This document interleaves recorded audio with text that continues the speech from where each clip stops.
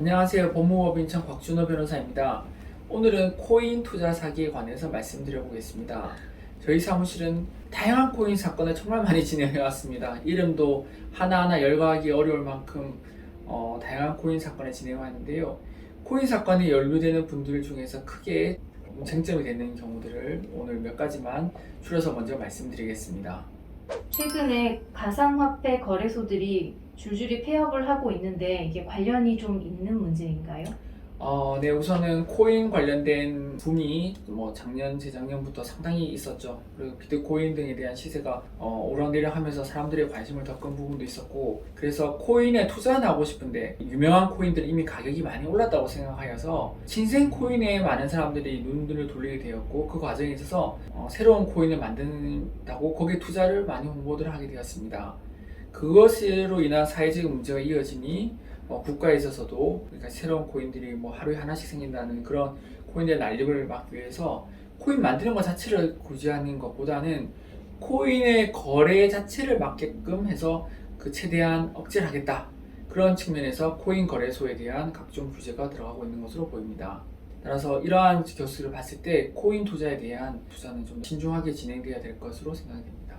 코인으로 사기를 칠 의도가 전혀 없었는데도 처벌이 될 수 있나요?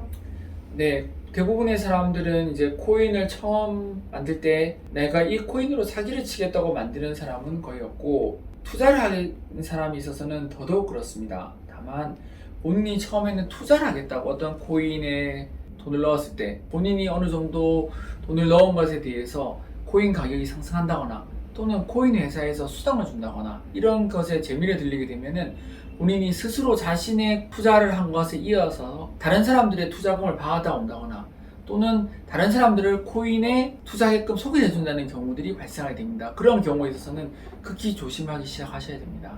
코인 투자 사기 혐의가 인정되는 경우 어떻게 처벌이 되나요?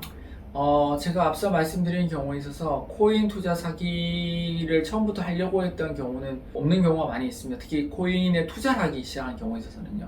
그래서 어느 정도까지는 본인도 투자자였다가 일순간에 자신이 조금 더 많은 돈을 벌기 위해서 또는 이 좋은 투자처를 다른 사람한테 좀 소개해 줘야겠다 이런 마음으로 다른 사람들의 투자금을 받기 시작하는 순간부터는 그때부터는 본인도 나중에 문제가 됐을 때 코인의 사기의 피의자 신분으로 조사를 받을 수가 있다는 점을 말씀드리는 것입니다. 코인 투자 회사 대표의 말을 믿고 코인을 소개한 중간 투자자도 공범이 될 수 있다던데 사실인가요?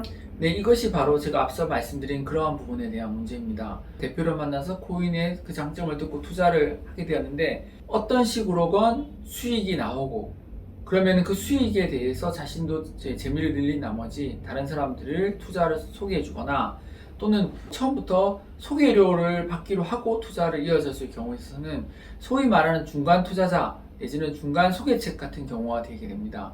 이런 경우에 있어서는 토토 사이트에서 총판의 역할을 하는 것 마냥으로 자신도 모르는 사이에 어떤 코인 회사의 소개책이 되는 것이죠. 그러면은 이제 형사적인 책임에 대해서 자유롭지 않을 수가 있게 생각됩니다.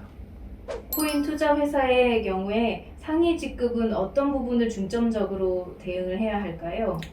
네, 코인 회사의 상급자들, 즉 사장이라든지 아니면 대표이사라든지 이런 사람들은 그 코인 자체에 대해서 상당히 설명을 해줄 수가 있어야 됩니다. 코인 사기 사건에 있어서 가장 기본적으로 어느 정도 실체가 있었다는 점을 이들이 밝혀줘야 되는데요. 실체에 대한 기본적인 전제는 최소한 상장은 되어야 됩니다. 그 기준 자체가 이제 코인 사건에 대한 문제가 터졌을 때 기준으로 상장은 되어 있어야 되고, 최소한 그때는 상장이 되어 있지 않다 하더라도 그 이후에 있어서는 상장은 되어야지 이 코인에 대한 어느 정도 명목이 있게 됩니다. 코인이 상장이 이르지 못하고 단순한 그 인터넷상에서의 토큰 정도로만 머물게 되는 경우에 있어서는 실체가 없다고 보기 때문에 상당한 형량이 중형이 선고될 수 있습니다. 두 번째로는 코인에 대해서 설명했을 때 어느 정도 수익률을 만약에 보장해주게 되면 그것이 사기뿐만이 아니라 유사수신에 관련된 부분으로도 이어지게 되므로 그 점도 주의하셔야 되고요. 그리고 코인을 팔아주면 너한테 수당을 주겠다. 실제로 바이너리 마케팅식으로 들어가게 되면은 이런 경우에서는 방판법 위반에 대한 점도 문제가 될 수 있으므로 주의하셔야 됩니다. 결론적으로 회장급, 사장급 이런 분들은 사기 유사추진, 방만법 등에 대한 다양한 부분에 대한 문제가 있을 수 있으므로 여기에 대해서는 면밀한 상담과 검토가 필요하게 됩니다. 그렇다면 중간 투자자들의 경우에는 어떤 부분에 중점적으로 대응해야 하나요? 네, 중간 투자자들 분들이 사실상 제일 변동이 클 수 있죠. 변동이 크다는 것은 변호사의 조력을 받아서 본인의 형사 책임을 어느 정도 피할 수 있는 정도 분명히 존재한다는 점입니다. 즉 처음에 자신이 투자자로 시작했다가 다른 투자자들을 모아와서 자신이 통한 투자가 이루어졌다고 됐는데 이 코인 사건이 문제가 됐을 때는 이러한 사건의 경험이 많은 저희 사무실에 같은 곳을 찾으셔서 해결을 하셔야 됩니다.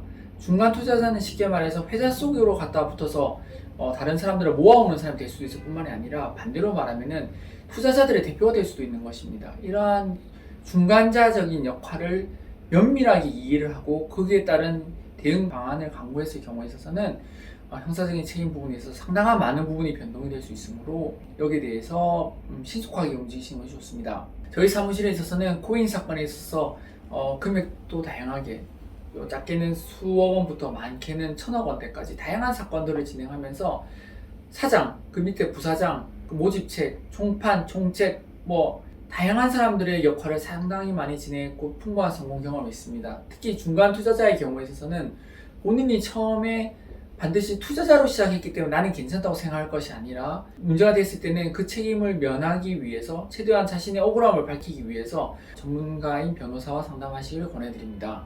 구체적인 사안은 개별적으로 저희 사무실에 문의 주시면 친절하게 상담을 해드리겠습니다.